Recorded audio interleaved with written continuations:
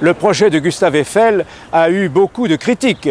Beaucoup de gens d'ailleurs étaient persuadés que la tour ne résisterait jamais au vent.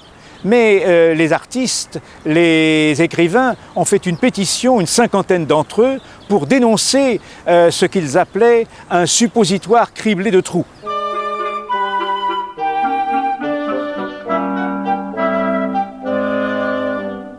La tour Eiffel connaît aussitôt un succès phénoménal. Pourtant, les premiers mois, les ascenseurs n'étant pas encore tout à fait au point, l'ascension se faisait à pied.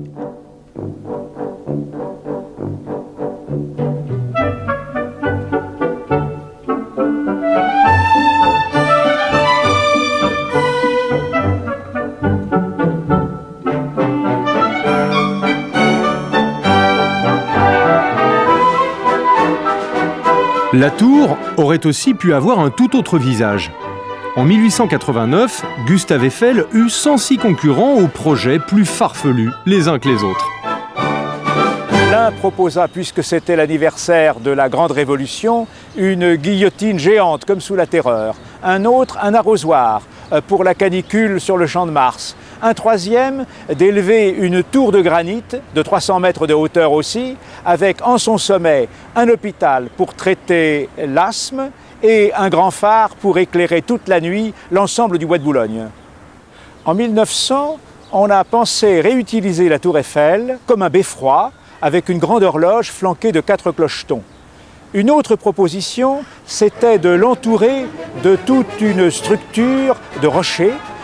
C'était de l'ingénieur Samson, c'était le mont Samson, et ce rocher devait être ceinturé par une route qui passait à travers des montagnes enneigées avec des petites forêts de sapins.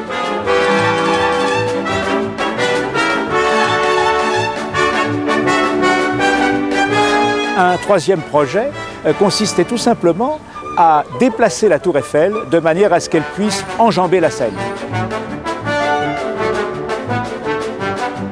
Les expositions, c'est toujours des folies, et certaines de ces folies voient le jour, mais c'est toujours l'occasion pour l'imagination de se débrider.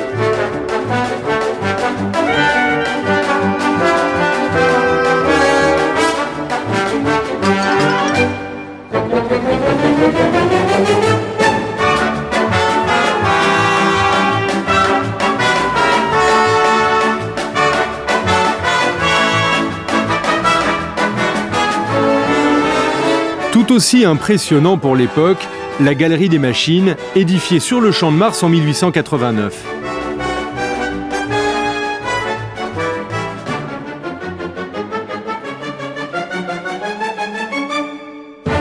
Dans la Galerie des Machines de 1889, on n'avait pas seulement, je dirais, des machines, des stands mis les uns à côté des autres, mais il y avait une véritable scénographie, c'est-à-dire que les techniques étaient mises en scène. Il y avait un immense pont roulant qui roulait sur des rails qui étaient aux extrémités de la grande halle. Et ce pont roulant pouvait accueillir plusieurs centaines de personnes. Il était immense. Et il partait d'un bout à l'autre de l'exposition, tout doucement comme ça. C'était vraiment une idée de mise en scène des techniques et des industries.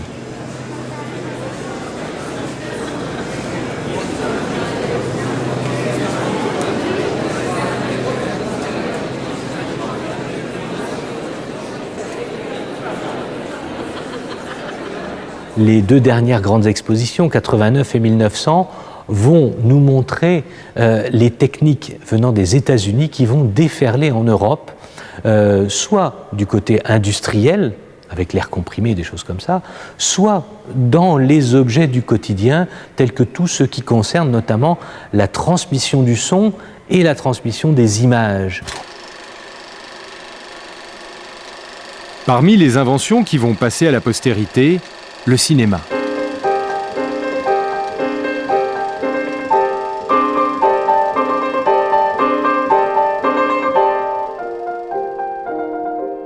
Lorsque s'ouvre l'exposition universelle de 1900, les premiers opérateurs, formés par les frères Lumière ou Thomas Edison, commencent à peine à parcourir le monde pour imprimer sur pellicule les premières images de leur époque.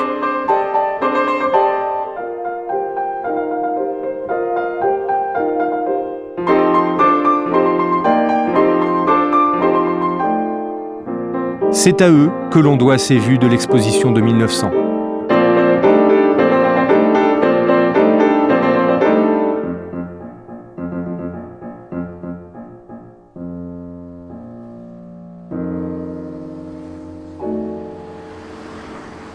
Avec 83 000 exposants, l'emplacement occupé par les 2 expositions précédentes ne suffisait plus.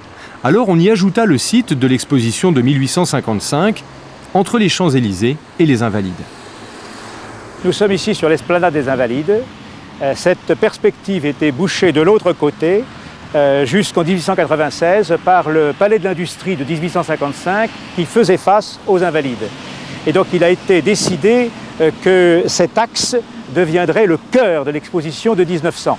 À cette fin, on a construit le superbe pont Alexandre III, ainsi dénommé en honneur de l'amitié toute récente de la France et de la Russie, et inauguré par Nicolas II et Félix Faure.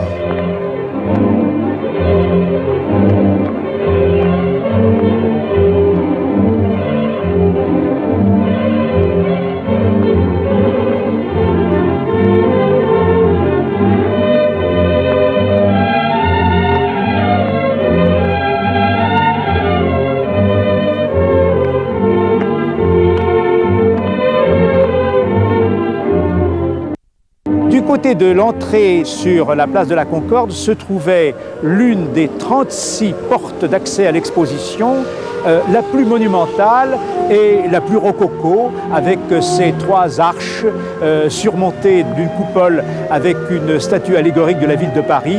On l'appelait le chou à la crème. Le chou à la crème a aujourd'hui disparu, mais Paris a gardé l'un des plus beaux bâtiments de l'exposition universelle de 1900, le Grand Palais.